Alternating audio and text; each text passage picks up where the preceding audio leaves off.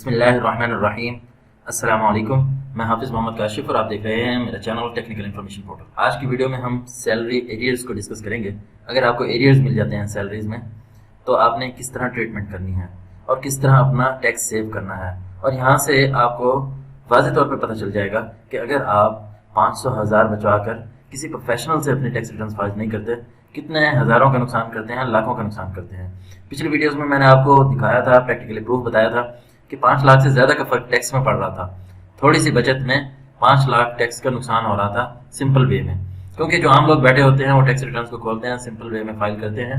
Technicalities जितनी भी हैं उन्हें उनका नहीं पता होता, टैक्स रेट्स का नहीं पता होता, अल्टरनेट मेथड्स का नहीं पता होता, तो वहाँ से धोखा खाते हैं और टैक्स पेयर का लॉस कर देते हैं। समटाइम्स टैक्स पेयर्स भुगतता है और वो जवाब दे देते हैं। जब नोटिस आते हैं वो उनको डील नहीं कर सकते, जब वो आगे कहीं जाते हैं तो दुनिया पैसे देते हैं, penalties, surcharge, notice, tax audits जितने भी हैं, सब चीज़ों का इनको सामना करना पड़ता है।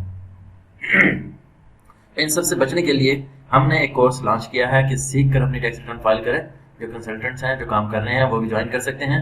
3 मंथ्स का प्रैक्टिकल टैक्स ट्रेनिंग कोर्स है जो कि हम सिखाते हैं कि किस तरह आपने टैक्स की लर्निंग करनी है। प्रैक्टिकली और थ्योरेटिकली दोनों इसमें चीज़ें शामिल हैं और इसमें हम 3 मंथ्स के अंदर ट्रेन करते हैं।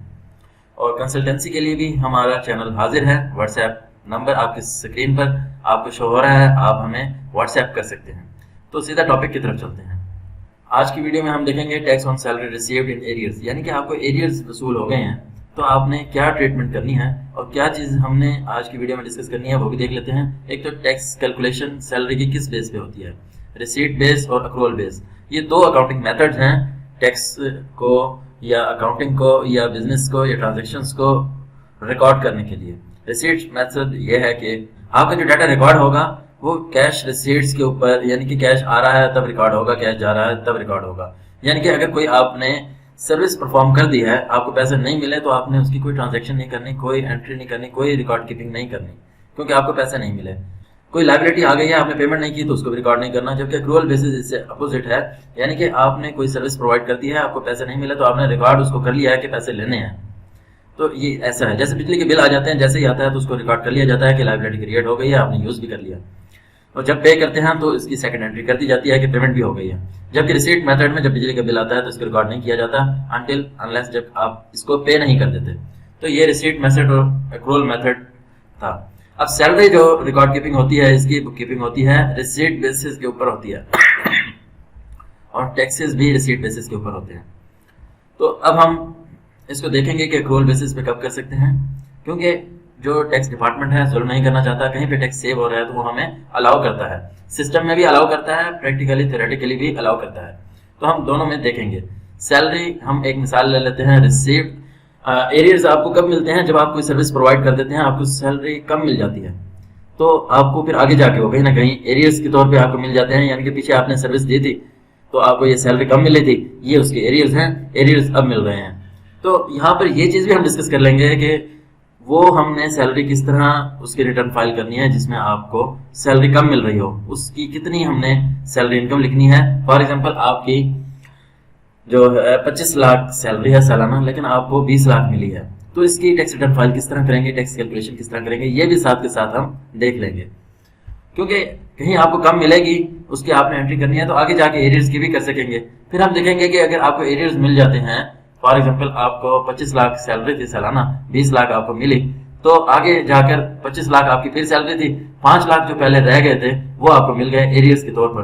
तो आपकी करंट जो रिसीट है, रिसीट बेसिस के ऊपर हम एंट्री कर रहे होते हैं, 30 लाख हो गई, यहाँ पर रिसीट्स हुई 20 लाख, यहाँ पर 30 लाख। अगर अक्रूवल बेसिस पे करें तो सैलरी हमने अर्न कर लिया 25 लाख, यहाँ पर भी 25 लाख, लेकिन सैलरी को रिसीट बेसिस के ऊपर ट्रीट किया जाता है तो यहाँ पर 20 लाख हमने रिसीव की, यानी कि कम रिसीव की, फिर हमें एरियर अगले साल मिल गए 5 लाख के। इसको हम ट्रीट कर लेते हैं 2022 है, क्योंकि हम टैक्स रिटर्न 2023 को डिस्कस कर रहे हैं। 2023 में हमें एरियर मिल गए, टॉपिक भी एरियर वाला है। आगे हम देखते हैं कंप्यूट टैक्सेबल इनकम, ये टैक्स लायबिलिटी, ये टैक्स रिफंड, यानी कि इसकी टैक्सेबल इनकम भी हमने कंप्यूट करना है, टैक्स लायबिलिटी कितनी बनती है या टैक्स लायबिलिटी नहीं बनती तो रिफंड बनता है। तो ये सारी चीजें हम देखेंगे, कंप्यूट करेंगे, मैनुअल कैलकुलेशन भी देखेंगे और इसके बाद practical learning on IRS account. IRS account पर हम जाकर ये भी देखेंगे कि वाकई हमारा डाटा मैच कर रहा है, कैलकुलेशन ठीक दे रहा है सॉफ्टवेयर, तो हम ये सारी चीजें देखेंगे। इन सारी चीजों का पता होगा तभी देख सकेंगे, अल्टरनेट मेथड्स का पता होगा तभी हम इसको देख सकेंगे, अपना टेक्स्ट सेव कर सकेंगे। अदरवाइज जो हमें फेस करना पड़ेगा, रेड जो है, जो आपको नजर आ रहा है रेड कलर में, वो आपके सामने है, नोटिस के सामना, पेनल्टीज के सामना, डिफॉल्ट सरचार्ज, टैक्स ऑडिट के सामना। रिफंड एडजस्टमेंट आप नहीं कर सकेंगे, रिफंड नहीं ले सकेंगे, उसको एडजस्टमेंट नहीं कर सकेंगे, टैक्स सेव नहीं कर सकेंगे। ये आपके नुकसान होंगे, आपको पता भी नहीं चलेगा। इसको करने के भी दो मेथड हैं, क्योंकि सैलरी का ताल्लुक एम्प्लॉयर से है। एम्प्लॉयर विद होल्डिंग एजेंट भी हो सकता है और विद होल्डिंग एजेंट नहीं भी हो सकता। अगर वो विद होल्डिंग एजेंट है, स्टूडेंट को मैंने बताया विद होल्डिंग एजेंट कौन होते हैं। विद होल्डिंग एजेंट की जिम्मेदारी बहरहाल यहाँ पर यह होती है कि जब भी सैलरी देगा, सैलरी से टैक्स काट लेगा। लेकिन वो टैक्स किस बेसिस पे काटेगा? वो रिसीट बेसिस पे काटेगा, क्योंकि हमारे पास जो है गाइडलाइन टैक्स के लॉ में मौजूद है, सैलरी को रिसीट बेसिस पे ट्रीट किया जाता है। तो इसका सेक्शन कौन सा है एरियर्स का? सेक्शन 12 सब सेक्शन जो है 7 है। तो अब हम इस सारी चीजें को देख लेते हैं। टैक्स ईयर 2022 की बात करते हैं और 23 की बात करते हैं। यहाँ पे हमने डिस्कस किया 25 लाख सैलरी थी, लेकिन टैक्स ईयर 2022 में जो रिसीव्ड हुई वो 20 लाख हुई। यहाँ पर मैं 20 लाख लिख देता हूँ। टैक्स ईयर 23 की भी हम बात कर लेते हैं। 23 में ये जो कम रिसीव हुई थी, यहाँ पर एरियर्स मिल गए, तो यहाँ 25 लाख सैलरी थी, 5 लाख ये एरियर मिले, तो ये 30 लाख हो गई। टोटल हमारे पास ये 50 लाख हो गई। ये टोटल इनकम रिसीव्ड है, यानी कि रिसीट बेसिस के ऊपर हम टैक्स कैलकुलेशन करने हैं, तो उसी हिसाब से हम देख रहे हैं। जब एम्प्लॉयर है वो इसी बेस के ऊपर टैक्स काउंट करता है। वो कहता है कि इस एम्प्लॉय को 20 लाख रुपए इस साल रिसीव हो रहे हैं, इसका टैक्स कैलकुलेट करता है, उसी बेसिस पे वो काट लेता है। अब टैक्स ईयर 2023 में आएगा, वो देखेगा इसमें एरियर्स भी मिल रहे हैं, 30 लाख इसको मिल रहे हैं, 30 लाख का टैक्स बनाएगा, टैक्स काट लेगा। यहाँ पर जो है पेड बाय विदहोल्डिंग एजेंट, ये एम्प्लॉयर काट लेगा और वही पे करेगा। आपको बाउंड है इसको छेड़ने के। आप टैक्स रिटर्न में ही जाके अपनी दुहाई दे सकते हैं, अपना रोना रो सकते हैं कि ये मेरे साथ जाती हुई है। तो अब हम देखते हैं टैक्स ईयर 2022 में एम्प्लॉयर ने किस तरह काटा। टैक्स ईयर 2022 में 20 लाख सैलरी थी, हमने टैक्स कैलकुलेटर बनाए हुए हैं, किस तरह बनते हैं, और विदाउट टैक्स कैलकुलेटर किस तरह टैक्स जो है कैलकुलेट किया जाता है, और 2-3 फार्मूला से टैक्स बनाना सिखाया था टैक्स कैलकुलेटर को। अब ये टैक्स ईयर 2022, 23, 24 ये तीनों के मैंने कैलकुलेटर बना रखे हैं, ये टेबल्स हैं इनके। अब टैक्स की यहाँ सैलरी पुट करते हैं टैक्स कैलकुलेट करने के लिए। 20 लाख सैलरी है, ये पर मंथ पूछ रहा है, तो मैं यहाँ पे इसको सेम 12 कर दूंगा। ये एनुअल सैलरी 20 लाख हो गई है। अब इसके ऊपर टैक्स ईयर 2022 में 1,20,000 रुपए टैक्स बना, ये आपके सामने है, उसको बोल्ड कर देता हूँ ताकि आपको पता चल जाए। टैक्स ईयर 2022 की निकाल रहे हैं, जो कि पे हो चुका। हम टैक्स ईयर 2023 को फोकस करेंगे। मैं आपको जस्ट हर स्टेप करके दिखाना चाह रहा हूं ताकि कोई स्टेप मिस ना हो, कंसेप्ट कोई अधूरा ना रह जाए। यहां पर हमने देखा कि टैक्स लायबिलिटी रिसीट बेसिस पे 1,20,000 थी, जो कि विदहोल्डिंग एजेंट ने काट दी और पे भी कर दी। अब हम आते हैं टैक्स ईयर 2023 में, यहाँ 30 लाख है। 30 लाख का टैक्स ईयर 2023 में कितना टैक्स बनता है, वापसी टैक्स कैलकुलेटर में आते हैं। 30 लाख का हमने निकालना है,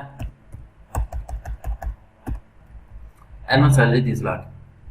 टैक्स ईयर 2023 का निकालना है, 2,85,000 रुपया टैक्स आ गया है। वापसी आएंगे हम 2,85,000, यानी कि एम्प्लॉयर ने ये टैक्स ईयर 2023 में ये भी काटना है और जमा करवा देना है। आप इसमें कुछ नहीं कर सकते, आपने टैक्स रिटर्न में करना है जो कुछ भी करना है। तो अब हम इसको चेक भी कर लेते हैं कि वाकई टैक्स कैलकुलेटर भी ठीक है, ताकि साथ साथ प्रैक्टिकली भी हम देखते जाएं। टैक्स ईयर 2022 की मैं रिटर्न खोलूंगा, ऑलरेडी मैंने खोल रखी है, डाउट में पड़ी है, एडिट करूंगा। यहाँ पर मैंने लिखी सैलरी 20 लाख रुपए, कैलकुलेट के बटन पर क्लिक करूंगा। अब देखता हूँ इसका टैक्स कितना बनाता है। लास्ट में आऊंगा, यहाँ पर इसने बनाया टैक्स 1,20,000, हमने भी 1,20,000 निकाला और एम्प्लॉयर ने भी यही निकाला और इसको पे कर दिया। इसको पे करने के लिए हमने क्या करना है, एडजस्टेबल में जाना है, 1,20,000 सेक्शन 149 में लिखना है कि एम्प्लॉयर ने काट लिया है और पे कर दिया है, इसलिए हमने उसकी जगह पे लिख देना है 1,20,000 कैलकुलेट कर देना है। तो अब हमारी ये लायबिलिटी नहीं बनाएगा, हमें फर्दर कुछ नहीं पे करना। यहाँ पे ये 0 है, अभी ये सबमिट हो सकती है कैलकुलेट करके। तो ये तो थी टैक्स ईयर 2022 की। अब हम क्योंकि टैक्स ईयर 2023 में बैठे हैं, इसकी रिटर्न कर रहे हैं। आजकल टाइम भी इसी का है, 1 जुलाई 2023 इसका टाइम स्टार्ट हो चुका है और आप अपनी टैक्स रिटर्न फाइल करने के लिए हमसे रब्ता कर सकते हैं। और इसी तरह के अपडेट्स के लिए चैनल को सब्सक्राइब जरूर कर लें, ताकि साथ साथ हौसला अफजाई भी मेरी हो जाए। टैक्स ईयर 2023 की बात करते हैं, 30 लाख है, सैलरी भी इसमें एरियर्स भी शामिल हैं। और यहाँ पर मैं ओपन कर लेता हूँ, टैक्स ईयर 2023 ऑलरेडी ओपन कर चुका हूँ।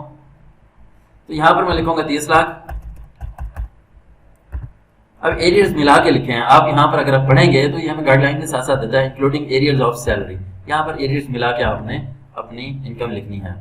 यहाँ पर मैं आ गया, कंपटीशन में आऊंगा, ये टैक्स कितना बना रहा है, ये देखूंगा, ये टैक्स बना रहा है 2,85,000। हमने कितना निकाला था, 2,85,000, और जो हमारा एम्प्लॉयर है उसने भी इतना निकाल के टैक्स काट लिया और जमा करा दिया। तो ये तो था रिसीट बेसिस पे इसकी ट्रीटमेंट। अब हमने किस तरह कैलकुलेट करना है कि अब एरियर जो 2023 में मिला है 5 लाख, हायर सैलरी के ऊपर हायर रेट्स हो जाते हैं। टैक्स कैलकुलेटर में आपको एक दफा दिखा देता हूं। ये यहां से टेक्निकल जो है काम हमारा स्टार्ट होना है। ये है टेबल 2023, यानी कि 24 लाख तक 12.50 का रेट लगेगा आपको। 24 लाख से आपकी इनकम बढ़ेगी तो ये रेट लगेगा। तो यहाँ से 5 लाख जैसे ही ऐड हुआ तो 30 लाख पे चली गई। 30 लाख पे यानी कि ऊपर वाली सारी रकम जो अमाउंट है 20% रेट लग गया। तो यानी कि एरियर्स ऐड होने से ये 20% रेट लग गया। पिछले साल में होता तो इसके ऊपर ये वाला रेट लगता, यानी कि 25 लाख पिछले साल में मिल जाती, 25 लाख इस साल में मिल जाती, तो 20% 1-1 लाख पे लगता। यहाँ पर 30 लाख तक पहुंच गया तो 10 लाख के ऊपर तकरीबन ये 20% लग रहा है। ये मैं आपको अंदाजन एक समझाना चाह रहा हूँ, कंपेयर नहीं कर रहा। उसके ऊपर 22 में क्या रेट थे उस पर ये अप्लाई होता। मैं एक समझाने के लिए आपको कर रहा हूँ कि जैसे ही स्लैब बढ़ती है तो उसके रेट भी बढ़ जाते हैं। जब एरियर आ जाता है तो एक ही सैलरी की जो है बहुत हाई उस पर स्लैब पे चली जाती है और हाई रेट अप्लाई हो जाते हैं। तो ये सारी टेक्निक है। इससे बचने के लिए एफबीआर ने हमें कुछ छूट वगैरह दी हैं। वहां पर अब हम उन टेक्निकल पॉइंट्स पे आ जाते हैं। अब ये 30 लाख पर गई इसलिए टैक्स इसका ज्यादा बन गया। एम्प्लॉयर ने तो काट दिया, उसने अपनी जान छुड़ानी थी, विदहोल्डिंग एजेंट था, उसने अपना हिसाब देना था, काट लिया, जमा करा दिया। अब हमने अपनी बचत किस तरह देखनी है। अब हमने ये निकालना है कि एक्रूअल बेसिस पे कितना बन रहा था। हमने ये देखा कि 25 लाख सैलरी थी, ठीक है, तो यहाँ 20 लाख मिली, यहाँ भी 25 लाख सैलरी थी, एरियर में 5 लाख यहाँ पर मिल गए। हमने एक्रूअल बेसिस पर आ जाना है, वहां से भी टैक्स का हिसाब कर लेना है। यानी कि 25 लाख सैलरी थी, अगर ये हमें, ये तो एम्प्लॉयर का फॉल्ट था ना, उसने हमें नहीं दी, अगर दे देता तो हमारा टैक्स बच जाता। तो एम्प्लॉयर का गुस्सा है प्यार हम पे नहीं निकालता, वो कहता है कि एक्रूअल बेसिस पे चेक कर ले। 25 लाख यहाँ पर सैलरी थी हमारे पास, 25 लाख यहाँ पर सैलरी थी, ये एक्रूअल बेसिस पे हम इसको निकाल रहे हैं। और इसकी टैक्स लायबिलिटी भी निकाल लेते हैं। 25 लाख के टैक्स कितना बनता है 2022 में और 23 में। अगेन कैलकुलेटर पर आऊंगा। 25 लाख 2022 में 1,95,000 बन रहा है और 2023 में 1,85,000 बन रहा है। ये दोनों हम यहाँ पर लिख देते हैं, 1,95 और 1,85। 1,95,000, 1,85,000। अगर अक्रूवल बेसिस पे करते तो जहां पर इसने 1,20,000 हमारा काट लिया है, 1,95,000 भरना पड़ता। 2,85,000 जहां पर एम्प्लॉयर ने हमारा काट लिया है, वहां पे 1,85,000 भरना पड़ता। अब ये तो इसने काट के जमा करवा दिया है 4,05,000 रुपए, जबकि हमारे बनते थे 3,80,000 रुपए अक्रूवल बेसिस के हवाले से। क्योंकि ये तो सजा हमें मिली, हमें लेट जो पेमेंट मिली एम्प्लॉयर की तरफ से मिली, तो उसकी सजा एक तो हम लेट पेमेंट रिसीव करके काटे और दूसरा ये कि हमें टैक्स भी बढ़ जाए, तो ये नाइंसाफी है। यानी कि ये हमारा पे हो गया, जमा हो गया, और अगर हमें टाइम पे मिल जाती तो हमें ये पे करना पड़ता। यानी कि पेएबल ये था, पे ये हो गया, जो रिमेनिंग बचा यानी कि ज्यादा ये पे हो गया, ये रिफंडेबल है 25,000, यानी कि ये ओवर पे हो गया है। इसलिए ये रिफंड करने के लिए एफबीआर तैयार है, लेकिन इसके लिए हमारे पास नॉलेज होना चाहिए कि वाकई ये रिफंडेबल है। लोग क्या करते हैं, 30 लाख सैलरी है तो 30 लाख लेके जमा करा दी, ऐसा नहीं है। देखना चाहिए कि एरियर्स हैं, स्लिप देखनी चाहिए, उसकी बैंक स्टेटमेंट देखनी चाहिए, वहां से रिफंड क्लेम करना चाहिए, एडजस्टमेंट क्लेम करनी चाहिए।